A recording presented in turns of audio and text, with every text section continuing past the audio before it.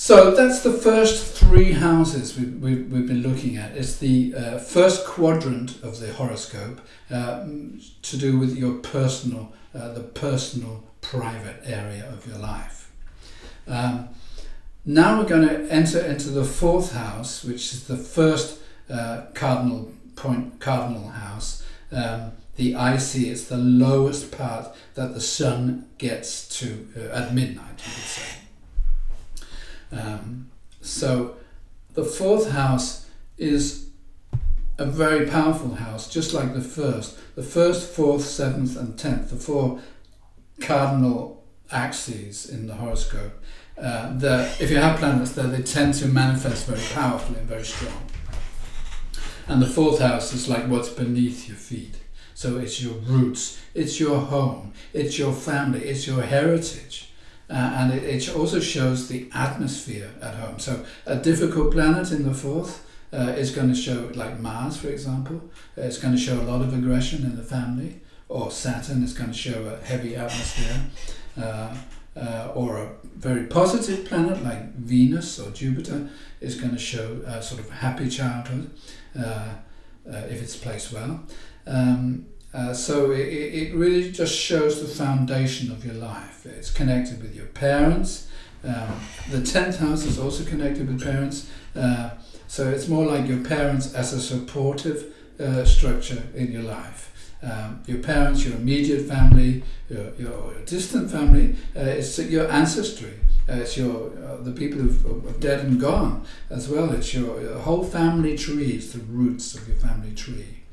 But the fourth house also represents your home, your property, the kind of home you'll get. And in actual fact, you can even describe a person's house, the kind of house they tend to get, through the planets that are in the fourth house. So if you have Uranus in the fourth house, which is like very airy and very modern, these people are probably going to be happier in a high building, apartment high up. Uranus, Jupiter, those two love an expansive view. It'd be nice to be high. Whereas if you've got the moon in the fourth, or Neptune, it might want a cozy house with a nice hedge around, so that you can be private. Yeah, so here's an example of somebody I'm sure we all know. It was a really good example of the influence of the fourth house. And here we look, what have we got? We've got a man with two daughters and a wife. He's really looking like a family man here, isn't he? President Obama.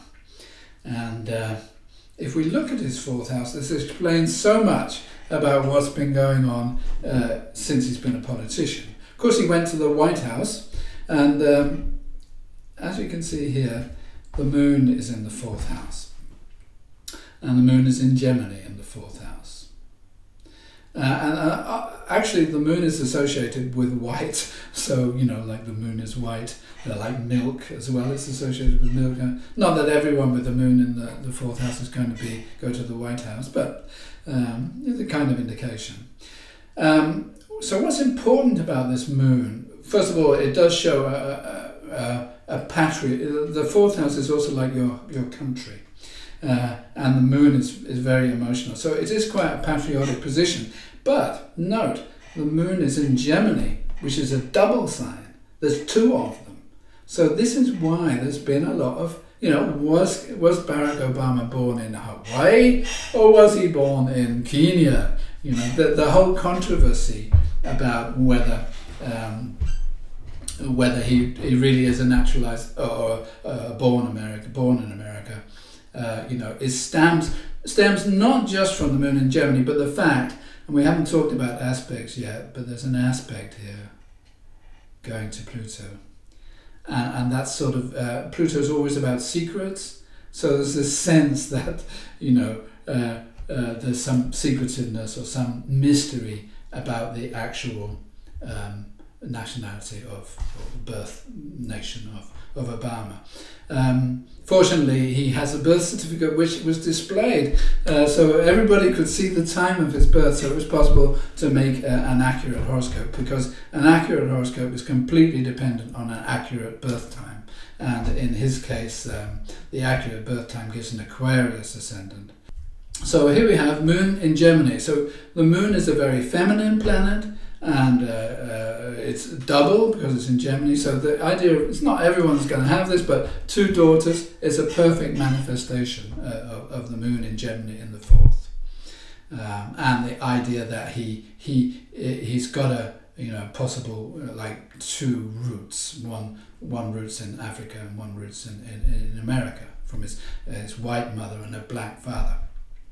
And the other thing you often see with the Moon in Gemini is like there's 2 mothers. Obviously you can only have one mother, but it's a typical with Moon in Gemini. He has he wasn't very close to his biological mother, and he was very close to his grandmother. And it's kind of often happens with Moon in Gemini. There's 2 mother figures that you associate with. So that's the 4th house, and we're going to go on to the 5th house, which is the house of play, really, or self-expression. It's perhaps a bit of a narcissistic house. It's where you can imagine going from the 1st house where you kind of born, and the 2nd house what resources, your 3rd house your communication, your 4th house and your roots. So then you come to the 5th house and you want to express yourself, and that feeling of wanting to express yourself, you know how you feel. You go to a party or you want to go out on a date, and you're suddenly really exposed. Will someone like you? And that 5th house is like how you sell yourself, and whether you're going to make a good impression. So it's the projection of identity and ego, and it's to do with creativity, what you create, and your confidence in creating that.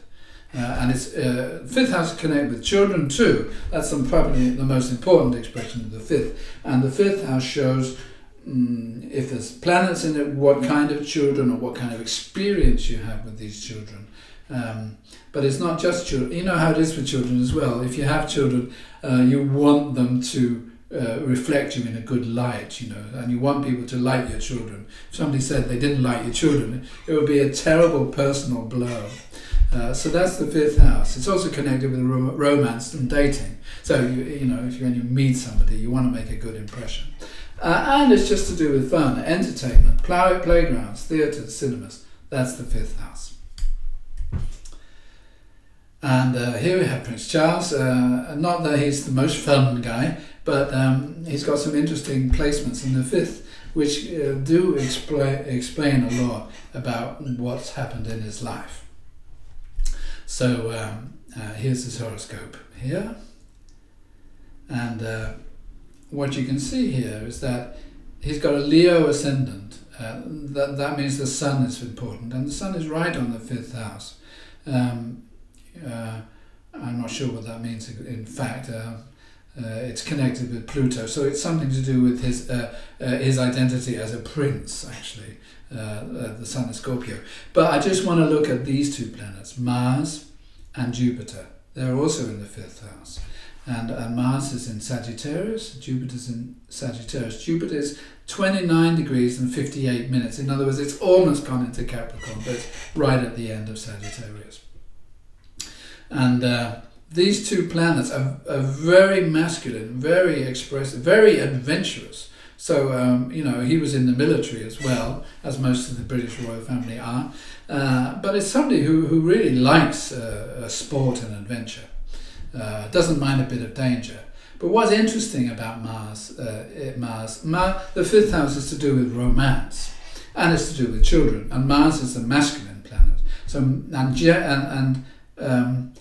Sagittarius is the mutable sign, like Gemini is a mutable sign, and Virgo is a mutable sign, Pisces is a mutable sign, Sagittarius is a mutable sign, and mutable signs are double.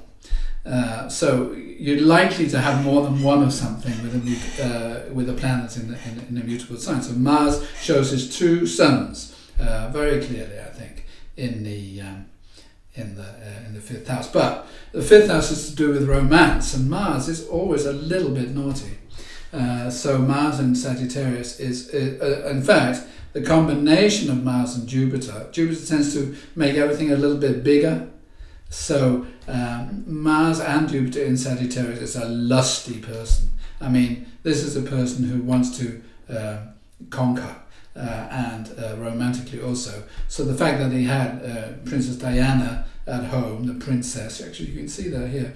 This is the 4th house of the home. Venus is very beautiful, and Venus-Neptune is like a princess. So there she is, kind of captured in the home, whereas this naughty man has got Camilla Parker Bowles, who he's having an affair with. So generally, Mars in the 5th it tends to get involved in romantic escapades. There we go. So after the 5th house, we get to the 6th house, which is a completely different emphasis. It's a bit like the change from Leo, where you have to express yourself, to Virgo, where you want to help other people. Well, the 6th house is connected with how you practically help other people in your daily life, or the kind of environment, the working environment you're in. So it'll tell you a tremendous amount about your working day. And planets in the difficult planets like Saturn and Mars in the 6th house will show a lot of challenges with colleagues and in the working day. It'll show you daily environment too. You know, the 6th house is to do with relating as well, because we're getting over to the 7th house and the other side of the horoscope, connected with other people. So it's like the practical issues you've got connected with other people. So the 6th house is also going to show how, in a marriage, for example, you share the cleaning and things like that. And don't underestimate how important that is. And the 6th house is like really practical. It's to do with the earth, farming, small animals, and pets. Because if you love your pet like a child, it tends to be in the 5th house thing. But generally, pets and small animals, farm animals, are going to be a 6th house issue. The other really important thing with the 6th house is to do with your body, its health. And it's probably best not to have anything in the 6th house, because the 6th house, planets in the 6th house, would generally show like what kind of health problems will arise during your life and how to sort them out. But also, if you have planets in the 6th, it might give you a talent for healing and working with health. And in fact, I've got an example of that here.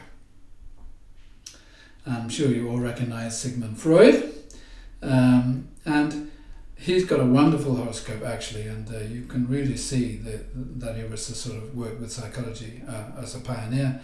And if you look at his horoscope here, he's got a Scorpio ascendant. Now, as I said, you know, he's got Sun in Taurus, Moon in Gemini, but the Scorpio, the ascendant, is like the life path. And if you have a Scorpio ascendant, you want to go into the emotional depths. You're not interested in superficial things. You want to find what's hidden under the surface. So just having a Scorpio ascendant gives a certain psychological interest. And actually, he's got the Moon in the 8th house, and that's also very connected with psychology. But let's just check out the 6th house. There we are. And in the 6th house, he's got Venus and the North Node. I haven't talked about the nodes, but we can get there someday. You've got the North Node and the South Node. They're just opposite each other. But the North Node is connected with karma, some might say, and what is a really good area to concentrate on. Anyway, Venus and the North Node are together. And Venus is the feminine influence. It's in the 6th house, and the 6th house is connected with work. And Venus is also in Aries. Now, Aries is a pioneering sign. So the fact that Venus is in Aries and in the 6th house shows his pioneering work with women, because most of his clients were women. Why that was psychological work can perhaps also be seen from the fact that Pluto was in the 6th house as well. So Pluto's in Taurus in the 6th, but Pluto shows this need to find out what's going on underneath the surface. So this is somebody who works with women on deep unconscious issues.